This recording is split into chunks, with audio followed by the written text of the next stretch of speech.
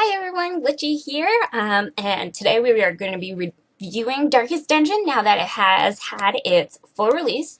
Darkest Dungeon is a dungeon crawling, side-scroller roguelike adventure game from Red Hook Studios. The guys there are really, really awesome, and the game is amazing. Easily one of my favorite games ever.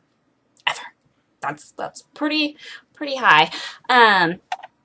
Anyways, let's get started. So basically, you are this person who comes from a rather wealthy family, and you guys leave your mansion in this little town to a caretaker and run off to do other things. And all of a sudden, the caretaker kind of, comes in and is like, hey, by the way, I kind of screwed up and unleashed a bunch of, foul creatures, and the town's kind of gone to shit, and whoops, come fix it. So you travel back and basically you got to take care of everything. So you end up in this town and you have to upgrade it and you can recruit various heroes and then you go and explore dungeons. There are 4 dungeons and they're not 4 dungeons. There are 5 dungeons. 5. And you can have teams of 4. There we go. You have the Weald, the Ruins, the Warrens, the Cove, and then the Darkest Dungeon, which is extremely hard. Each dungeon has 3 difficulty levels, easy, medium, and hard, ranging corresponding to your character's levels.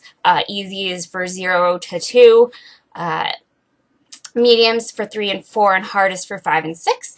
And each kind of quest that you embark on has different length, from short to medium to long. So that's the basics there.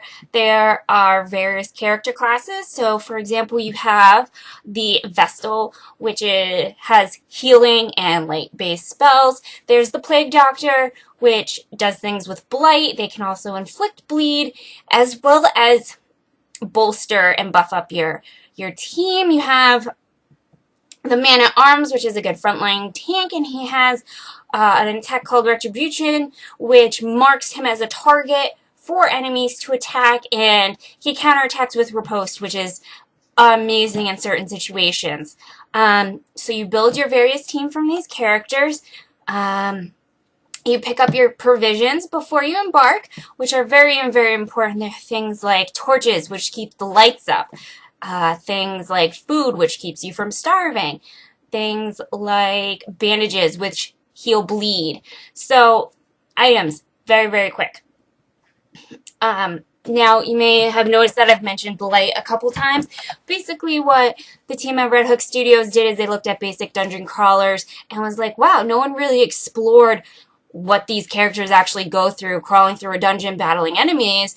So, basically, as they're going through, the light gets dimmer. Your characters go crazy.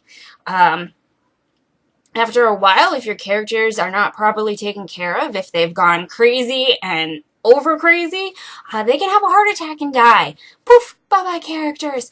So, it's very, very important to watch your characters' insanity levels. As well as that, if you complete a dungeon and your characters are completely, flipping out, you can send them to 2 locations in your town. There's the tavern and then there's the cathedral.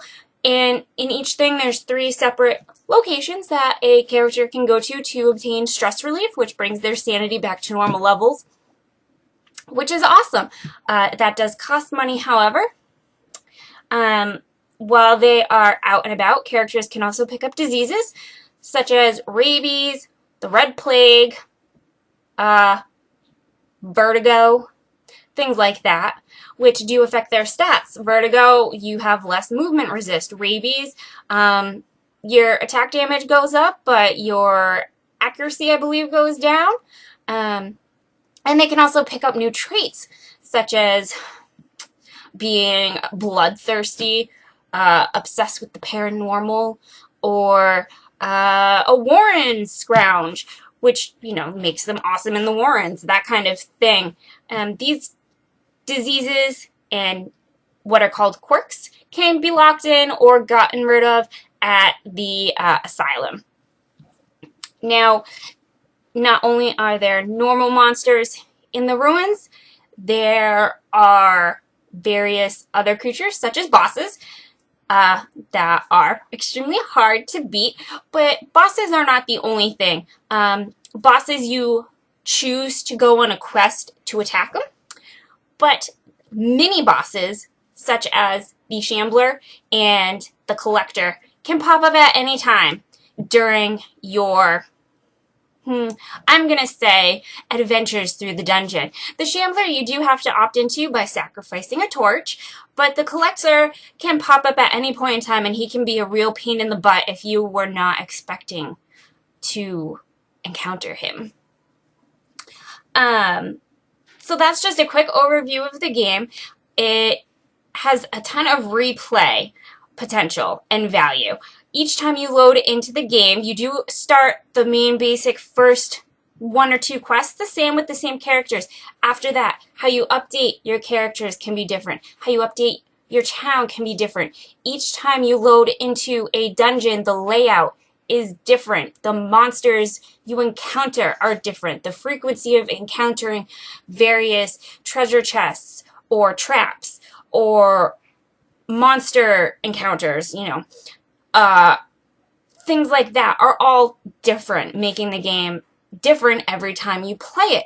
Not only that, but you have to defeat all the bosses, and you have to defeat the darkest dungeon, make it through that horribly hard dungeon in order to get to New Game Plus. Once you make it through New Game Plus, you can start all over, or you can check out, subscribe to my YouTube to check out a video coming soon of ways to make the game more challenging, so that way you can keep the characters that you've worked so hard on, because there is permadeath in the game. I meant to mention that earlier, but there is permadeath. Once you lose a character, he is gone forever. You can replace him with someone from the same character class, but you're never going to get, Jambalaya back. You're going to have to rebuild the character stats. So this is definitely important once you have some level 6 characters that get beaten by, an extremely tough boss, such as the Siren down in the cove. If you guys have any questions, let me know. I think it is a great, great game. The team has provided tons of creative content. The artwork's amazing. The characters are amazing. All the sayings are great. The voice acting is amazing. So I highly recommend this for anyone looking for a new type of game, looking for a change, or looking to invest in a game that's going to keep them busy for hours. Darkest Dungeon is the game for you. So don't forget to subscribe to the channel for more Darkest Dungeon content, as well as other reviews, walkthroughs, unboxing, and other fun content, as well as checking me out live at twitch.tv/glitchytv. Thanks, guys. Bye!